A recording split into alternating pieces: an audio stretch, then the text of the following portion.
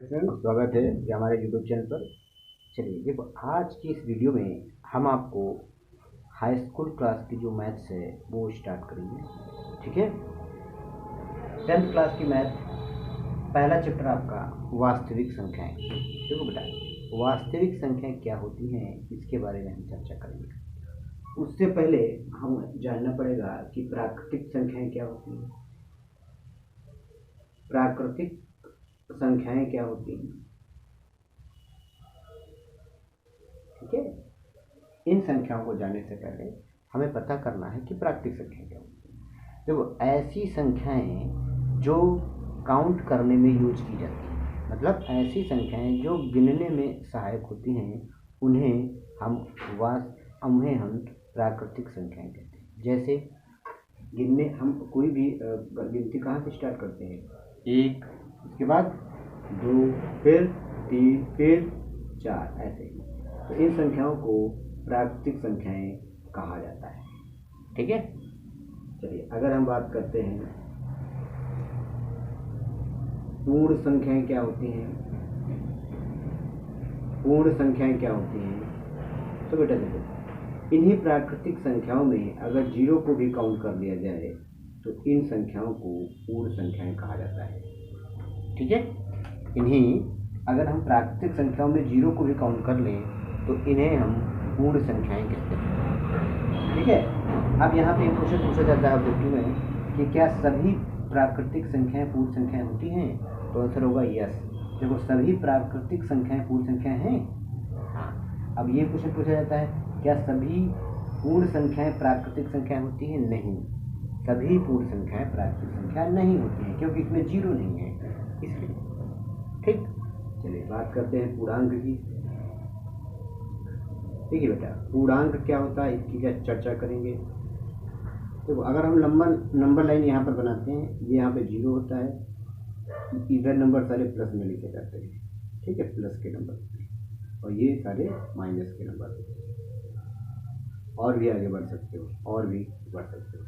तो बेटा, इन्हीं संख्याओं को हम पूर्णांक कहते हैं। पूर्णांक, इन्हीं संख्याओं को हम पूर्णांक कहते हैं। ठीक है, अब देखो, ये ऋणात्मक पूर्णांक होते हैं, नेगेटिव पूर्णांक होते हैं, और ये धनात्मक पूर्णांक होते हैं। धनात्मक पूर्णांक होते हैं, पॉजिटिव। ठीक है, धनात्मक पूर्णांक होते हैं। अब जीरो की बात करें, ये ना तो धनात्मक होता है, ना तो धनात्मक, और ना ही ऋणात्मक होता है। ठीक है, सबसे पहली बात तो सभी माइनस की संख्या और सभी प्लस की संख्या और जीरो, ये सभी पूर्णांक होते हैं। दूसरी बात, ऋणात्मक संख्या, माइनस की संख्या सभी ऋणात्मक संख्या होती हैं, और धनात्मक संख्याएं जितनी हैं वो सारी धनात्मक पूर्णांक कहलाते हैं। जीरो को ना तो धनात्मक पूर्णांक और ना ही ऋणात्मक पूर्णांक कहते हैं, लेकिन हाँ, जीरो एक पूर्णांक होता है, ये बात सत्य है। ठीक, जीरो एक पूर्णांक है, ये तो बात सत्य है। चलिए नेक्स्ट की बात करते हैं परिमेय संख्या। देखो बेटा, परिमेय संख्या क्या होती है? ऐसी संख्याएं जो P/Q के फॉर्म में लिखी जाती हैं, उन्हें हम परिमेय संख्याएं कहते हैं। ठीक है, ऐसी संख्याएं जो P/Q के फॉर्म में लिखी जाती हैं, उन्हें हम परिमेय संख्याएं कहते हैं। जैसे देखो, लेकिन Q की वैल्यू जीरो नहीं होनी चाहिए, ये हमें ध्यान रखना है। Q की वैल्यू जीरो नहीं होनी चाहिए। जैसे 3/4 एक परिमेय संख्या है, यस, 3/4 एक परिमेय संख्या है। 3/9 एक परिमेय संख्या है, हाँ, 3/9 एक परिमेय संख्या है। क्या 4/0 एक परिमेय संख्या है? जी नहीं, 4/0 एक परिमेय संख्या नहीं, क्योंकि ये जो Q का मान है ये जीरो है। हमने कहा था Q का मान जीरो नहीं होना चाहिए, वही संख्या परिमेय संख्या होती है। बात करते हैं अपरिमेय संख्या की। तो बेटा, अपरिमेय संख्या जितनी अंडर रूट में संख्या लिखी होती हैं, उन्हें हम अपरिमेय संख्या कहते हैं।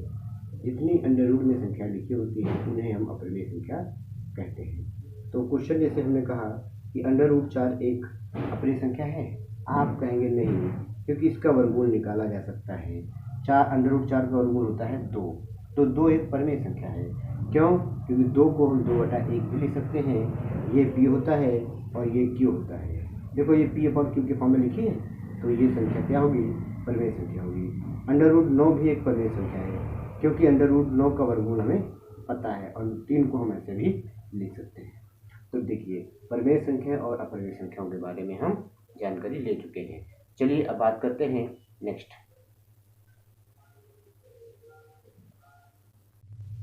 चलिए अब बात करते हैं हम लोग वास्तविक संख्याओं की। देखो बेटा, वास्तविक संख्याएं क्या होती हैं? जितने भी सभी संख्याएं होती है, जैसे परिमेय संख्या, अपरिमेय संख्या, प्राकृतिक संख्या, परिमेय संख्याएं, अपरिमेय संख्याएं, प्राकृतिक संख्याएं, पूर्ण संख्याएं और पूर्णांक, जितनी भी संख्याएं होती हैं, इन सभी संख्याओं को हम वास्तविक संख्याएं कहते हैं। ठीक है, हमने अभी जितनी संख्याओं के बारे में पढ़ा था, प्राकृतिक संख्या क्या होती है, पूर्ण संख्या क्या होती है, पूर्णांक क्या होते हैं, इन सभी संख्याएं वास्तविक संख्याएं कहलाती है। इस चैप्टर में हमें वास्तविक संख्याओं के बारे में ही पढ़ना है। ठीक है, चलिए अब बात करते हैं एलसीएम और एचसीएफ। बात करते हैं एलसीएम और एचसीएफ की। एलसीएम का पूरा नाम होता है लोवेस्ट कॉमन मल्टीपल और एचसीएफ का पूरा नाम होता है हाईएस्ट कॉमन फैक्टर। ठीक है, लोवेस्ट कॉमन मल्टीपल और एचसीएफ का मतलब होता है हाईएस्ट कॉमन फैक्टर। अगर हम दो संख्याएं ले लें 8 और 16, आपसे कहें इसका हमें एलसीएम चाहिए, एलसीएम को हिंदी में लासा कहते हैं, और इसका हमें एचसीएफ चाहिए, इसे हम मासा कहते हैं। ठीक है, तो दोनों तरीका हम बता रहे हैं आपको। देखो बेटा, 8 और 16 इसके फैक्टर करेंगे। एक छोटा सा नंबर 2 है, 2 से स्टार्ट करेंगे। 2 चौके 8, 2 अठी 16, को फिर से 2 से काटिए, 2 दूनी 4, 2 चौके 8, फिर से काटिए इसको 2 से, 2 एक कम 2, 2 दूनी 4। ठीक, अब ये फिर से काटिए, इसको 2 से काट सकते हैं, ये कटेगा 1 10, ये कटेगा 1 10। ठीक, अब देखो बेटा मल्टीप्लाई करो, 2 दूनी 4, दूनी 8, 8 दूनी 16, यानी 16 हमारा क्या आएगा? 16 हमारा एलसीएम आएगा। 16 हमारा क्या आएगा? 16 हमारा एलसीएम आएगा। अगर हम इसी मेथड से एचसीएफ निकालना चाहें तो हम कैसे निकाल सकते हैं? देखो बेटा, ये जो 2 हमने लिया था, इसने दोनों को काटा है, काट दिया दोनों को। ठीक, तो इस पर टिक कर लेंगे। और इस 2 ने इन दोनों को काटा है, 2 दूनी 4, 2 चौके 8, इस पर टिक कर लेंगे। इस 2 ने दोनों को काटा है, 2 एक कम 2, 2 दूनी 4, इसको भी टिक कर लेंगे। लेकिन इस 2 ने सिर्फ इसको काटा है, 2 के पहाड़े में 2 आता है एक बार, लेकिन इस नंबर ने इसको तो काटा नहीं है, ये दूसरे वैसे ही लिख लिया गया, तो इसको हम क्रॉस कर देंगे। तो जितने टिक है उनकी मल्टीप्लाई करो, 2 दूनी 4, 4 दूनी 8, तो हमारा एचसीएफ कितना होगा? 8 होगा। ठीक है, इस चैप्टर में आपने इंफॉर्मेशन यानी थ्योरी पार्ट पूरा कंप्लीट कर लिया है। अब हम लोग एक क्वेश्चन करेंगे। ठीक है, नेक्स्ट वीडियो में। देखिए, अगर ये वीडियो आपको पसंद आया हो तो लाइक सब्सक्राइब जरूर करें, लाइक सब्सक्राइब जरूर करें लाइक। ठीक है, और जो हमारे बच्चे हैं जिन्हें हम पढ़ाते हैं, उनसे निवेदन है कि इन क्वेश्चनों को बार बार लगाएं। ठीक है, सबसे पहले थ्योरी को समझें, जैसा कि इस वीडियो में हमने आपको थ्योरी समझाई है, इस थ्योरी को अच्छे से समझें। उसके बाद हम कल से प्रैक्टिस कराएंगे, उन क्वेश्चनों को आप बार बार करें और देखें। चलिए मिलते हैं नेक्स्ट वीडियो में। Okay, thank you.